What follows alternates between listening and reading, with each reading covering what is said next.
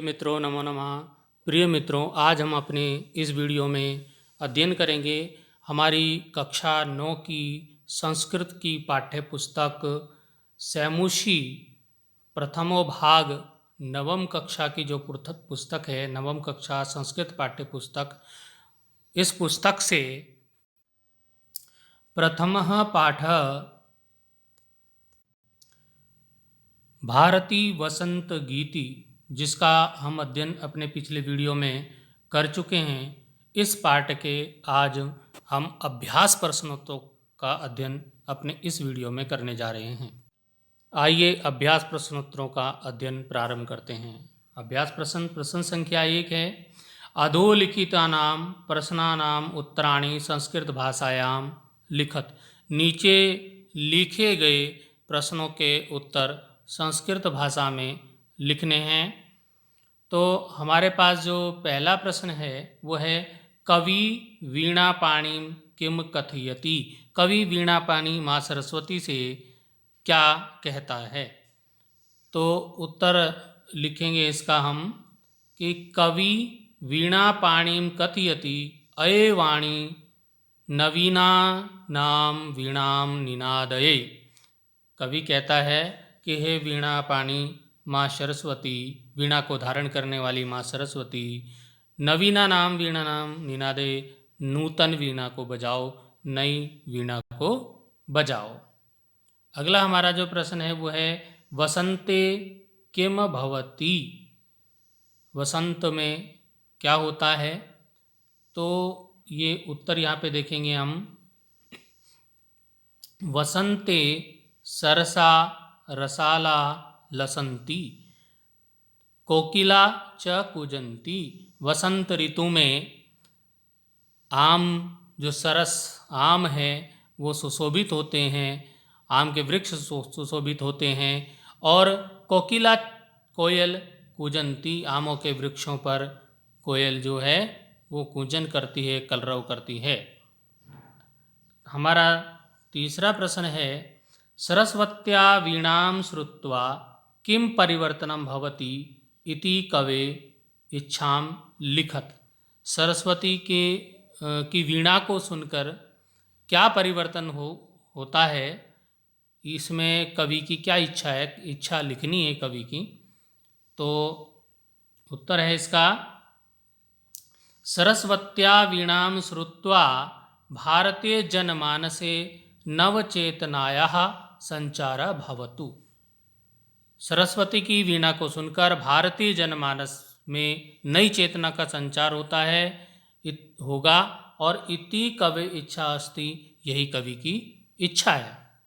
अगला हमारा प्रश्न है इसमें कि कवि भगवतीं भारतीं कस्या नद्या तटे मधुमाधवीनां नतां पंक्ते अवलोक्य वीणां वादयितुं कथयति।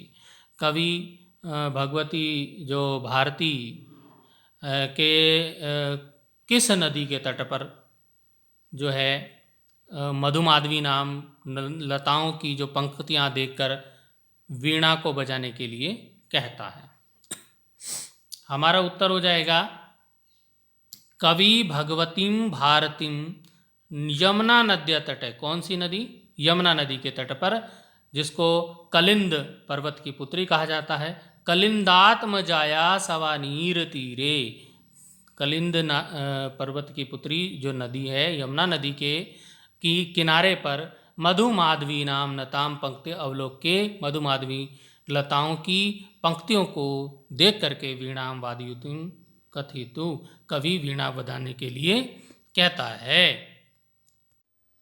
प्रश्न संख्या 2 पर चलेंगे। प्रश्न संख्या 2 कहता है, क स्तंभे पदानि ख स्तंभे तेषां पर्याय पदानि दत्तानि तानि चित्वा पदानां समक्षे लिखत।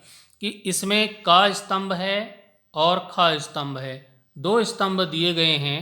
इन स्तंभों में 2 खाने जो दिए गए हैं, इसमें उनके क स्तंभ के पर्यायवाची ख स्तंभ में दिए गए हैं, उनको चुन करके उनके सही शब्द को सही के सामने लिखना है। जैसे यहाँ पे सरस्वती तीरे है, जो कि ये सही नहीं है, तो सही शब्द को इसके सामने लिखना है।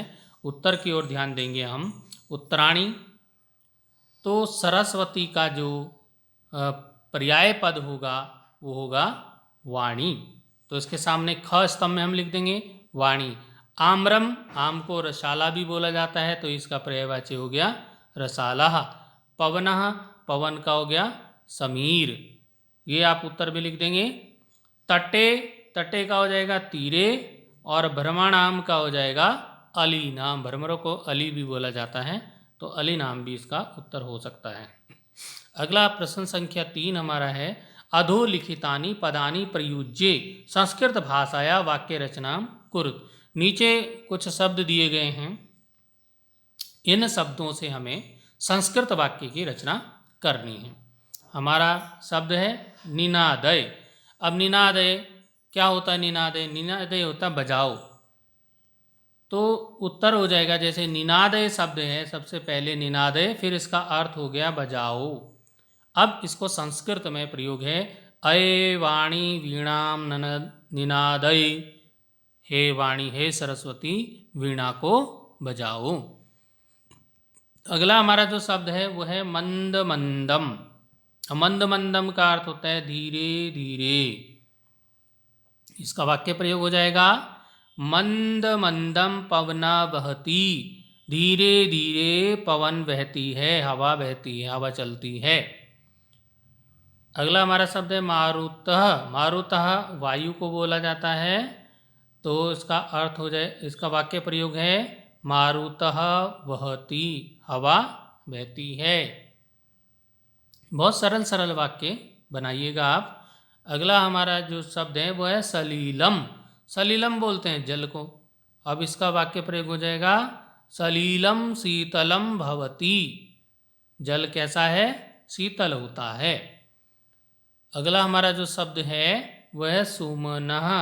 सुमन, सुमन बोलते हैं फूल को, तो सुमनः विकसति, फूल खिलता है। तो अब प्रश्न संख्या 4 में चलेंगे। प्रश्न संख्या जो हमारा 4 है उसमें है कि प्रथम श्लोकस्य आशयम हिंदी भाषाया आंग्ल भाषाया व लिखत। जो हमारे भारतीय वसंत गीति जो पाठ है उसमें जो पहला श्लोक है उसका आशय लिखना है, या तो हिंदी में लिखना है या अंग्रेजी भाषा में लिखना है। तो हम हिंदी में लिखेंगे। ये दिया गया है इसका भावार्थ आशय। आशय यह है कि ऋतुराज बसंत के आगमन पर आमों पर बोर आ जाता है, कोयलें कूकने लगती हैं। ऐसे मनमोहक वातावरण में सरस्वती से प्रार्थना की गई है कि वह नई वीणा बजाए एवं सुंदर नीति युक्त कोमल गीत गाए, ताकि जन जीवन में नवीन प्रेरणा का संचार हो। तो ये अर्थ आप लिख लेंगे। अगला प्रश्न संख्या 5 हमारा है, अधोलिखित पदानाम, नीचे लिखे शब्दों के विलोम पदानी लिखत। विलोम शब्द लिखो। नीचे शब्द हैं उनके आपको क्या लिखने हैं? विलोम शब्द लिखने हैं। तो यहाँ पे देखिए, कठोरम उत्तर हो जाएगा कोमलम। कठोर का क्या हो जाएगा? कोमलम। तो आप इसी के सामने यहाँ पे आप कोमलम लिख सकते हैं, कोमलम। तो इनके सामने ही आप लिखिएगा। अगला हमारा है कटु। कटु होता है कड़वा, और मधुरम, मधुरम होता है मीठा, तो इसका विलोम शब्द हो जाएगा मधुरम। अगला हमारा जो शब्द है वो है शीघ्रम। शीघ्रम होता है जल्दी, और इसका हो जाएगा चिरम। चिरम होता है देर में। तो इसी प्रकार से प्राचीनम जो शब्द है, प्राचीन होता है पुराना, और इसका हो जाएगा नवीनम। क्या हो जाएगा? नवीनम मतलब नया। इसी प्रकार से जो हमारा अगला शब्द है वह है नीरस, जिसमें रस ना हो, नीरस। तो इसका क्या हो जाएगा? सरस, रस से भरा हुआ सरस।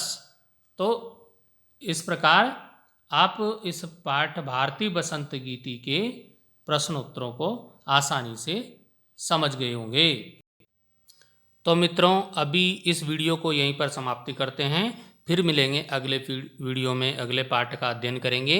मेरा आप सभी से निवेदन है कि पाठ के हिंदी अनुवाद को और अभ्यास प्रश्नोत्तरों को अच्छी प्रकार से समझने के लिए आप वीडियो को पूरा अवश्य देखेंगे।